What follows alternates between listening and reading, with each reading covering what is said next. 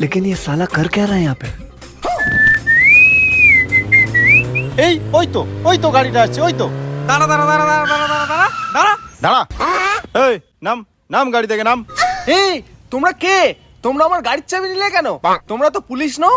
এই আমরা পুলিশের লোক না, আমরা ফাইন্যান্সের লোক। গাড়ি থেকে নাম, গাড়িটা আমরা নিয়ে যাব। কিন্তু কেন দাদা?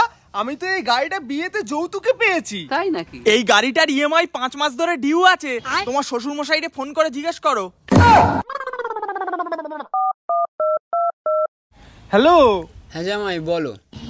বলছি যে আপনি যে গাড়িটা বিয়েতে দিয়েছিলেন সেই গাড়িটা ক্যাশে নিয়েছিলেন না ফাইন্যান্সে? ফাইন্যান্সে? তাহলে 5 মাস ধরে কিস্তি দেননি কেন?